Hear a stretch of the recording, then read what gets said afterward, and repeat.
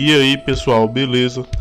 Bom, hoje eu tô trazendo para vocês um vídeo um pouco mais longo, que vai narrar um pouco da vida de um serial killer até bem famoso, conhecido como Night Stalker, ou Perseguidor Noturno. Confere depois a vinheta.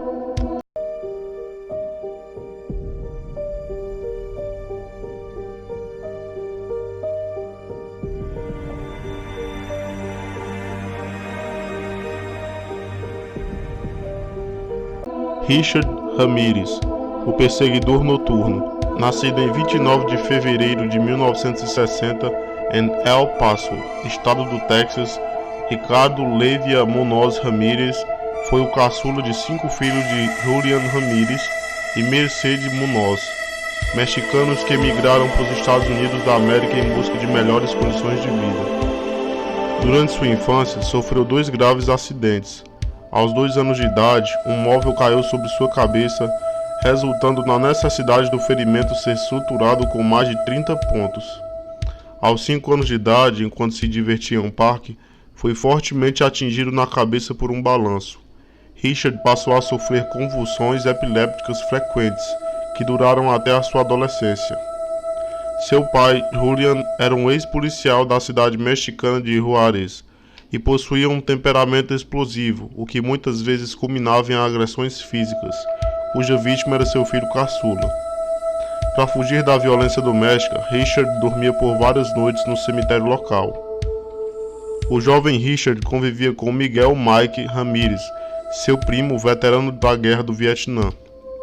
Ele forneceu maconha para o seu primo mais novo quando este tinha apenas 10 anos de idade, além de exibir sua coleção de fotos que retratavam os horrores da guerra, incluindo imagens de mulheres vietnamitas que ele havia estuprado e mutilado em solo asiático.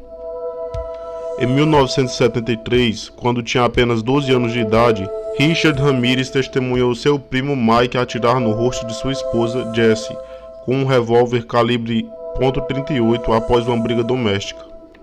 Após esse episódio, Richard se mudou com sua irmã mais velha, Ruth, e seu marido Roberto, que fornecia LSD ao seu jovem cunhado. Nessa época, Richard pouco ia à escola. Conseguiu emprego no hotel Holiday Inn, onde complementava sua renda cometendo pequenos furtos, mas logo foi demitido ao tentar estuprar uma hóspede. A acusação não foi levada adiante pelo fato da vítima não ter retornado à cidade de El Paso para testemunhar contra Richard Ramirez. Após esse episódio, ainda foi preso por 2 vezes sob a alegação de posse de substância ilícita, mesma época em que abandonou a escola.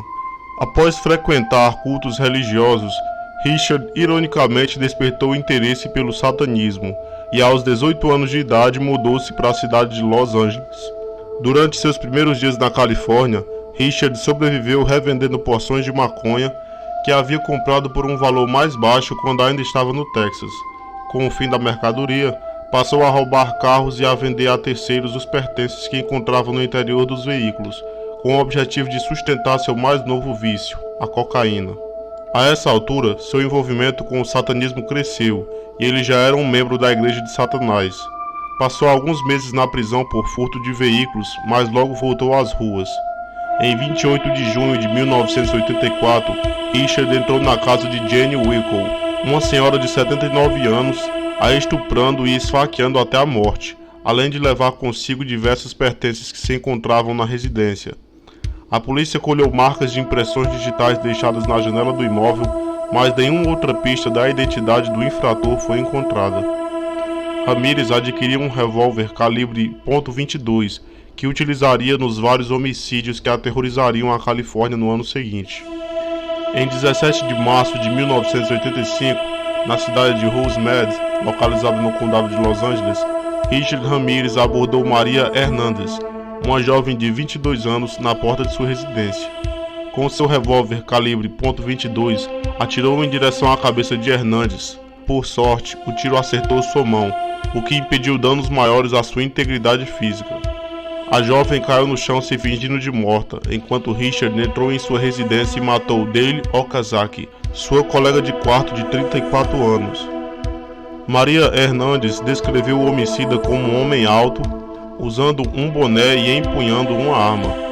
A única pista encontrada pela polícia nessa ocasião foi um boné da banda australiana AC/DC, encontrado no exterior da residência. Na mesma noite, 17 de março de 1985, após os crimes praticados em Rosemead, Celia Yu, uma estudante de direito de 30 anos de idade, na cidade de Monterey Park, também no condado de Los Angeles, foi obrigada por Richard Ramirez a parar seu veículo em uma via pública. Puxada para o exterior do veículo, Celia Yu foi atingida por 2 disparos e Ramirez fugiu do local dirigindo o carro da vítima, que por sua vez faleceu poucas horas depois no hospital. Após a autópsia, a investigação constatou que a bala retirada de Cia foi disparada pela mesma arma utilizada no homicídio de Dale Okazaki. Em 27 de março de 1985, Richard invadiu a casa do casal Vincent e Maxine Zazzara, na pequena cidade de Whittier. Após matar Vincent com um tiro na cabeça, Ramirez amarrou sua esposa para poder subtrair os bens da residência com maior tranquilidade. Porém, Maxine se libertou e, empunhando uma espingarda que estava escondida debaixo da cama, tentou atirar em Ramirez.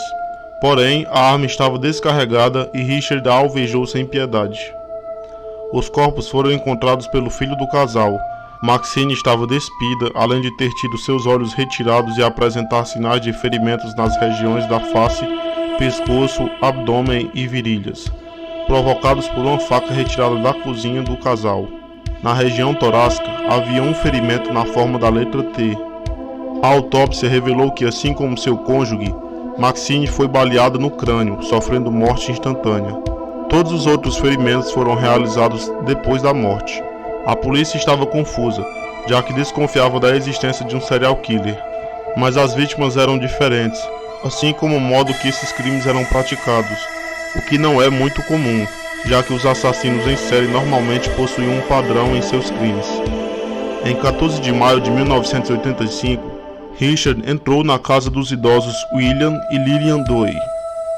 William foi executado na cama e, após roubar os pertences do casal, Lillian, portadora de necessidades especiais, foi estuprada e espancada, mas teve sua vida poupada, e assim foi capaz de descrever as características físicas de Ramirez. Uma pegada deixada no jardim da residência dos Doe foi compatível com a pegada deixada em um homicídio anterior, o que confirmou a suspeita de que se tratava de um serial killer. Em 29 de maio de 1985, as vítimas foram Mabel Bell, 83 anos, e sua irmã Florence Lang, 81 anos, na cidade de Monrovia. Ambas foram agredidas com um martelo. Pentagramas foram desenhados com um batom nos corpos das vítimas e na parede do quarto onde ocorreu o crime. Florence Lang foi reanimada pelos médicos, mas Mabel Bell não sobreviveu. O pânico já havia se instalado em Los Angeles e nas cidades próximas. Os jornais locais atribuíram ao serial killer a alcunha de The Night Stalker, o perseguidor da noite. Na noite de 30 de maio, Carol Kyle, de 41 anos, acordou com a luz de uma lanterna em seu rosto. Era Richard Ramirez, que a amarrou e a estuprou enquanto seu filho estava também amarrado e preso no armário. O perseguidor da noite foi embora, poupando a vida de Carol e seu filho, que conseguiu se libertar e ligar para a polícia, descrevendo o agressor como um homem alto, de cabelos negros e de origem hispânica. Os atos bárbaros prosseguiram nos meses seguintes. Estupros seguidos de homicídios e roubos ocorriam em Los Angeles e nas cidades próximas. Finalmente, um padrão começou a ser detectado. Normalmente, o elemento masculino era morto no início da ação e a vítima do sexo feminino sofria abusos sexuais e em seguida também tinha a sua vida ceifada. Um retrato falado foi divulgado pelas autoridades e a população amedrontada comprava cães de guarda em uma tentativa desesperada de afugentar o perseguidor da noite. Todas as residências seguiam as orientações das autoridades, trancar as portas e as janelas, além de aumentar a iluminação interna dos imóveis durante o período noturno. O número de armas de fogo compradas na Grande Los Angeles em agosto de 1985 foi superior aos números registrados em qualquer outro período da história da cidade. Ninguém queria ser a próxima vítima. Em 8 de agosto, Richard matou Elvis Abou-Watts com um tiro no crânio e estuprou sua esposa, Sakina Abou-Watts, na residência do casal. Após esse ataque, Ramirez decidiu sair de Los Angeles e levar sua onda de crimes para São Francisco, onde não demorou a fazer novas vítimas, Peter Pan e sua esposa Barbara Pan. Peter morreu com um tiro na cabeça, e Barbara, após ser estuprada, também foi atingida com um tiro em seu crânio. Apesar de sobreviver, Barbara permaneceu com graves sequelas. Repetindo o que fez em outras cenas de crimes, Ramirez desenhou um pentagrama na parede do quarto, utilizando um batom. A assinatura satânica chamou a atenção das autoridades de São Francisco, que em uma coletiva de imprensa divulgaram todas as informações possíveis do suspeito. Isso fez com que Ramirez retornasse a Los Angeles, mas não sem antes se desfazer de seu par de tênis que havia deixado pegadas nas cenas do crime e seu revólver calibre .22. Ambos foram arremessados da Golden Gate, na Baía de São Francisco. Novamente em Los Angeles, Richard Ramirez se dirigiu a Mission Viejo na noite de 24 de agosto, onde matou Bill Carnes e estuprou sua namorada por várias vezes.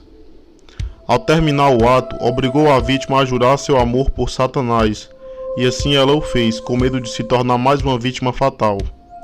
O perseguidor da noite já possuía em seu histórico 34 ataques, onde praticou, dentre outros crimes, um número de 14 homicídios.